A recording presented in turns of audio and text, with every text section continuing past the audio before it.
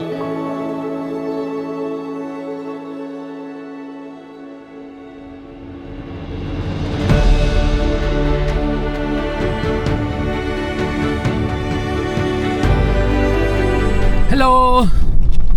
Welcome back sa ating panibagong video. We are the Happy Ann TV family. In this video, hindi tayo gagawa ng mga tutorial videos or any fiber optic related videos. Magsaya muna tayo ngayon. We are on our way to asa to? Bacolod, so Campestohan. And then ipapasilip namin sa inyo yung beauty ng Canlaon City. It's not Canlaon City, it's Canlaon Volcano. Volcan Canlaon, papasilip namin sa inyo via drone. So bago pa ang lahat, makikita nyo muna itong daan na binabaybay natin going to Canlaon. And then napakagandang view, napakagandang lugar so far sa Negros. Hindi pa namin kasi ito napuntahan. This is our first time dito sa Canlaon, and na-surprise kami dahil nga sa ganda ng lugar.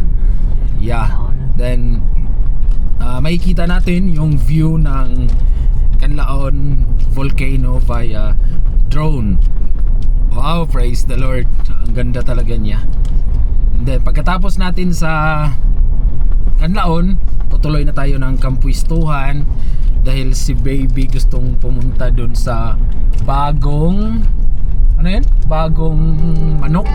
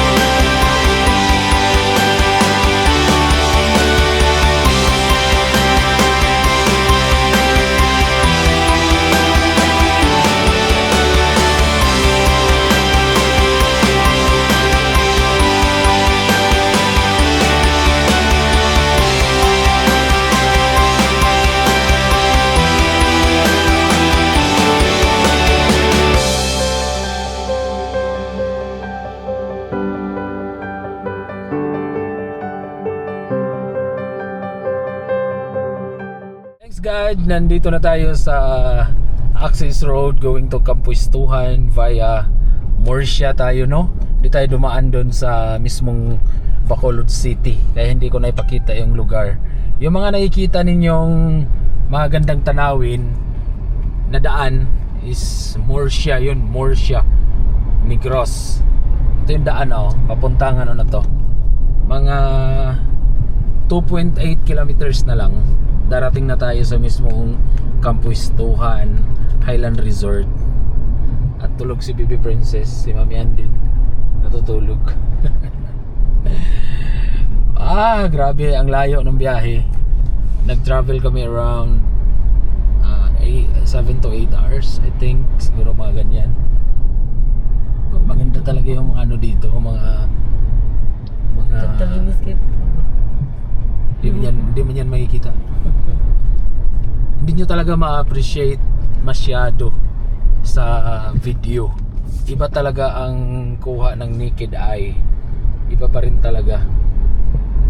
Kaya mas maganda makapunta kayo rito. Inaanyayahan ko kayong pumunta ng mismong Kampuistuhan.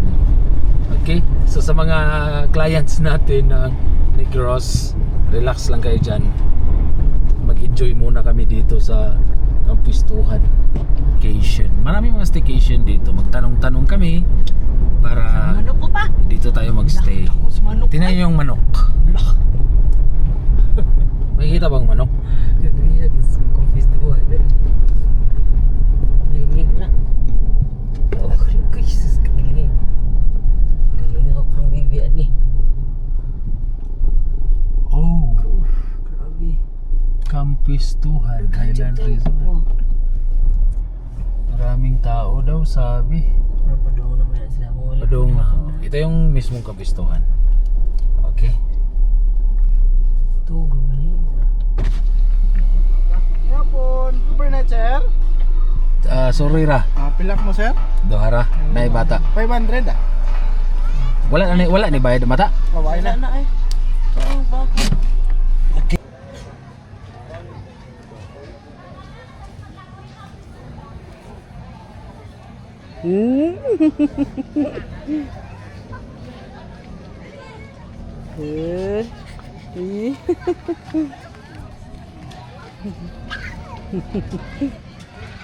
Si Krong, no? Na, oy. Nabagi kwintas dago kayo. Sige, buhat ron. Asa?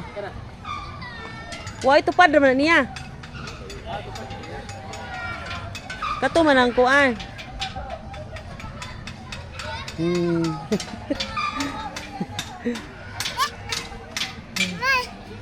Ito man. Unya na. Oh, man na. Ako di siya dalhon di sa pool.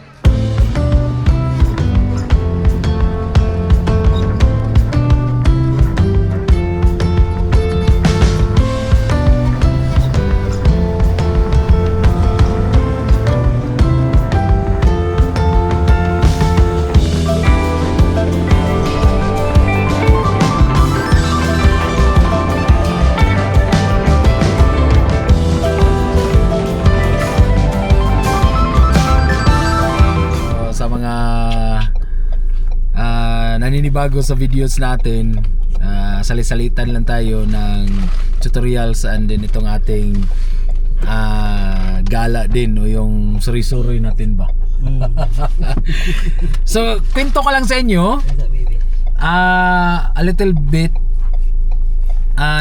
Itong lugar na to, dito kami na unang gumala ni Mami Ann nung kami ay hindi pa magkasintahan.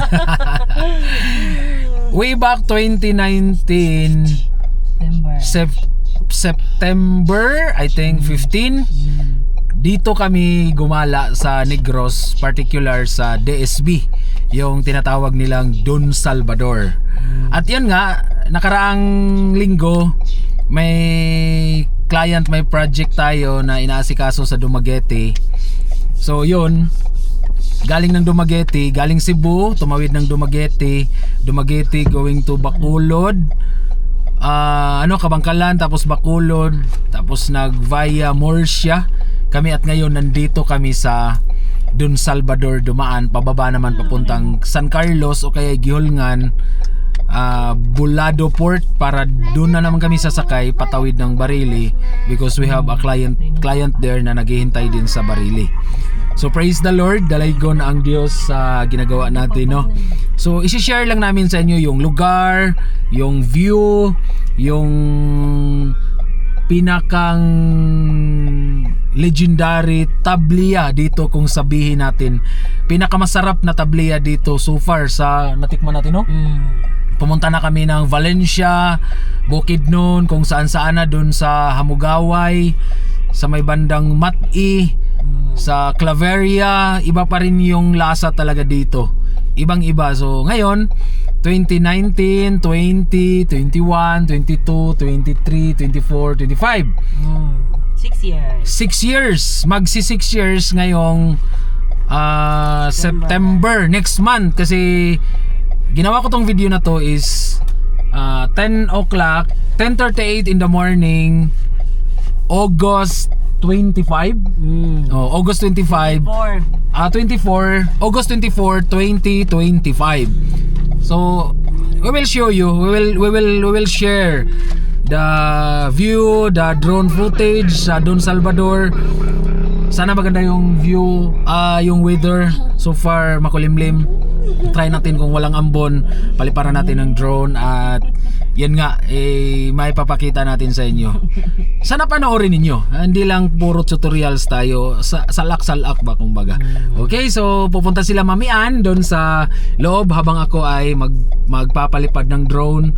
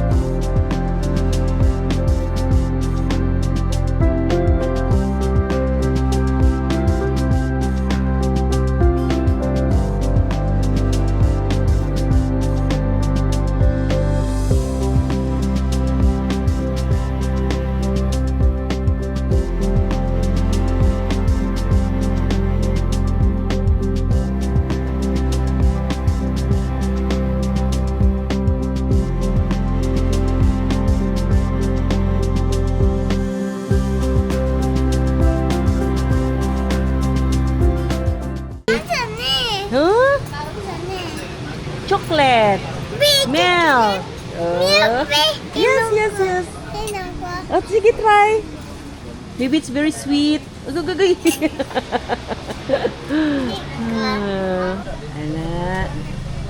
Okay. Anak. You mix. Okay. The other one.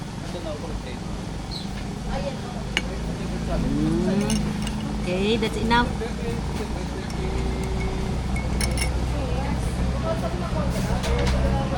Good. Okay, bye-bye. Amping mo.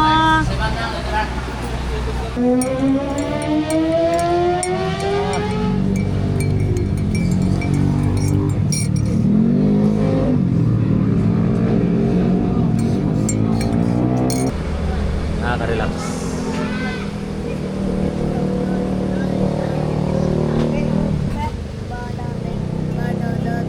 Ayun, may kasama na kami baby. Nagkasintahan pa lang kami. Hindi, si Mamian yung nanguyab sa akin eh. Kapal na. Marirelieve talaga yung mga ano nyo dito, yung mga iniisip nyo. Lampaga marirelax. Tas ang sarap ng coffee talaga nila. Anang tabliya. Alam man, ubos man yung akin, agad 2 higop lang. So, di ba? Ang ganda pa rin. Ang ganda pati ng aerial footage dito sa lugar na to, DSB. Ito yung paliko-liko na eh, papunta na doon. Tapos we are facing Canlaon, Mount Canlaon, Don Salvador spot. Kahapon galing kami ng Mandayaw. Kitang-kita din yung almost crater ng bulkan sa Mandayaw spot naman yun, yung sa kabila nito, 'di ba? Yan yung Kanlaon sa kabila nun sa Mandayaw. Ngayon wala na, hindi na siya gaano kita kasi maraming bundok na rin yung Don Salvador. So, yeah. Sarap ng ganda ng journey namin na Negros uli for 6 years, no? For 6 years namin dito last 6 years nandito kami at binalikan talaga namin tong lugar for the Sikwati. Nakatikim na kami ng Sikwati ng Valencia, ng Hamugaway, Mati, Govjen. Oh, Governor Generoso yung sa bandang dulo, bandang Australia na yung kabilang side nun. Napuntahan namin yung mga lugar na yon dati. Kasi nag-Philippine look tayo, no. So, try natin sumubok uli. Medyo magastos nga lang, pero sulit yung mga view, sulit yung mga napupuntahan kasi yung pira babalik lang, yung memories treasure na yun hanggang sa hindi na natin kaya ugod-ugod na ba. Di titingnan na lang natin yung mga videos natin before, di ba? So habang kaya pa, so travel lang ng travel kayo hanggang kaya rin ng budget. Di ba, mamian? Okay, so gawin na kami from dito to Gihulngan. Siguro Bulado Port kami tatawid ng Tangil Dumanhog. I think Tangil Dumanhog ata Dumanhog. Okay, so maraming salamat sa inyong pagtangkilik ng ating mga videos. Praise God, hallelujah, shalom. Stop over dito sa may bandang DSB. Ito yung view. Ito yung paligid niya. Wow. Sa kabilang gilid naman. Tana na. Yan. Ganda ng paligid, Don Salvador. Punta dito. Hallelujah. Don Salvador. Ganda ng paligid. Na? Tara, let's go. Na? Kumain na tag fruit. So, maganda ang Don Salvador. Uling man Aka na, anak. Sige. Agay, kapag Ako syempre. nawala kami, naligaw kami kasi walang signal yung cellphone sa GPS. At nakita ko tong ito. Di ko sure ha. Comment down below sa mga marunong nito. Galing kami dito sa way na ito. Papunta kami doon sa Gihulngan City. So, kilometer 79. Ito yung kung ilang kilometro ba? O ito yung highway. Tapos, 11 kilometers, alam ko itong CC is Canlaon City. Mula dito, itong kinatayuan nitong marker, Canlaon City is 11 kilometers mula dito, papunta doon. Kasi sa likod, kilometer 79 din. Mula dito din sa kinatatayuan nitong marker na to, DSB or Don Salvador Benedicto ng Negros is 32 kilometers. Negros Occidental ha. Kasi walang signal yung Alam ko kung ayan. So sa mga marurunong dyan, comment down below kung paano basahin to. Kasi nagre-rely talaga kami sa mga maps Kaya yung mga kahit nung nag-Philippine Loop kami, nung natapos na yung Philippine Loop namin, nagbabase kami sa map kasi nga nakasasakyan tayo. Ito kasi Don Salvador Benedicto is 32 kilometers from here papunta doon, going there. Kaso papunta kami doon walang signal dito. Ito ang problema talaga eh. So, kilometer 79. Tapos, Canlaon City, CC, is 11 kilometers from here. Balitaan ko kayo, pagkadating namin ng Canlaon City, ioodo ko na lang. Tapos, kung 11 kilometers, mararating natin yung Canlaon City. Goods tong marker na to. Okay? So, tara. Ano'y natin, i-try natin. Dahil nawala nga kami. So, ganun talaga ang, ang pagta-travel pag nawala ka. Magre-rely ka dun sa mismong tawag doon, yung marker na yan.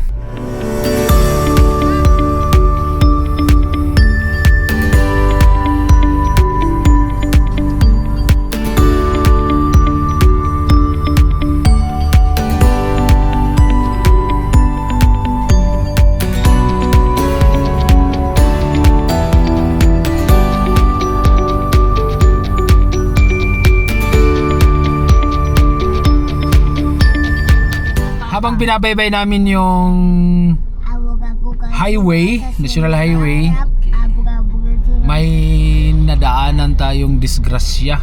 Ha? Dari na saan? Ito talaga ang problema eh. Ano kayang nangyari dito? Lapit na si Kuan. Ayan, tingnan nyo. Si Din. May rescue si CDRRMO gihulngan. Iyon! Ano saan ba? Naho? Kato man ang sakyanan nga atong gisundan bay. Ano saan? Ito yung sinundan namin nung dun sa ano eh. Naku! Saan sakinan pa pa? Tricycle at kuan.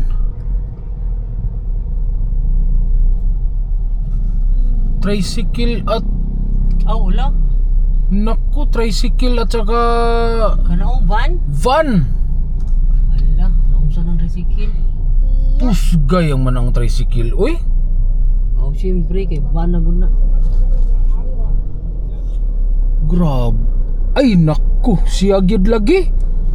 Dara oh, nasa lawas niya oh. Ang van, o ang resikil. Das magana niya. Nah, mao lagi kumpiyansa manggod kayo ng mga tricycle bay. We're not blaming tricycle drivers or tricycle operators, but dito kasi experience ko sa pagdadrive sa Negros, yung mga slow lane, yung mga slow vehicle nasa fastest lane. Gani. Kaya yung mga fastest vehicles Nakuha na. gumaganon na sa kabilang dun sa slow lane, tas pag napansin nilang nandyan na yung sasakyan na mabilis, biglang gaganon, biglang tatabi. Pala kanina, i-continue natin yon yung sa marker, nawala talaga kami, yung CC. Pagdating namin sa 11 kilometers, di ba nakalagay doon 11 kilometers? Pagdating namin doon, wala, gihulngan na eh. So sa kabilang gilid, sa kabilang daan siguro yon. Pero anyway, tama naman yung ano, ni-research ko, tama din. Yung K79, ang pagkaintindi ko is yun yung name ng highway. O gaya ng Cebu, so 805 ba ang Cebu? Okay. TCH 805. O yung 805 na, di ko lang sure. Ganun. Nawala talaga nawala talaga kami sa aming mapa. Kasi nga nag-offline. Yun ang problema. Kaya malaking bagay yung meron tayong mga marker na nakikita. So binabaybay namin ngayon ang Sibulan, Dumaguete City, doon pa sa unahan ng yan. Hindi pa gaanong kita. Binabaybay namin via Coastal Way yung Dumaguete. Doon na kami sasakay kasi pagdating namin doon sa mismong port ng Amlaano, Gihulngan, walang barko. 2 hours pa daw hihintayin. Tapos travel time is 2 hours din. So imbis na tumambay doon at maghintay sa barko, binyahe na lang namin. 2 hours lang din naman. So according dito sa map is 1.58 na lang hours. 1.58, 1 hour and 58 minutes. Darating na tayo sa mismong port ng San Jose. Okay? So hindi na namin mapupuntahan yung Mount Talinis. Hindi ko na makukuha ng drone yun as of this travel or this time. Siguro pagbalik na lang, babalik din naman tayo soon in God's will and God's perfect timing. And may babalikan tayong dalawa. Una yung FTTH natin na deployment, pangalawa is yung solar for the upgrade. So maraming salamat sa mga walang sawang nagtangkilik ng ating mga services, from CCTV, solar to internet connection, ma-wireless man yan o fiber. Salamat. Yun pala sa mga naghahanap sa ating mga videos daw, bakit walang YouTube, Facebook, nasa YouTube lang. Yung reason po sa namin talaga is masyadong crowded kasi ang Facebook eh. So kaya mas pinili namin na kumbaga hindi tayo nagma-market. Yung ligasiya natin is tutulong tayo dun sa mga nangangailangan ng ganong setup. Tutulong tayo dun sa mga taong or mga enthusiast or mga gustong magkakaroon ng ganong setup. Tumutulong lang din tayo. We're not marketing our services. Pag meron, goods. Pag wala naman, goods na goods din. Kasi pero hindi naman talagang wala eh, dahil halos ng mga pumapasok ng mga breakthroughs at open doors ay kagustuhan ni Lord yun. Kasi may mga tao na nangangailangan for that kind of services or certain services, mapasolar, CCTV or internet man, minamatch niya o pinapasol niya, binibigay yung tao na yun na kailangan kami para matugunan yung mga pangailangan nila for that certain services, no? So bakit walang upload sa Facebook? Kasi hindi natin minamarket yung services natin. Good for them yung mga nagmamarket, but it's their choice din naman, it's their option.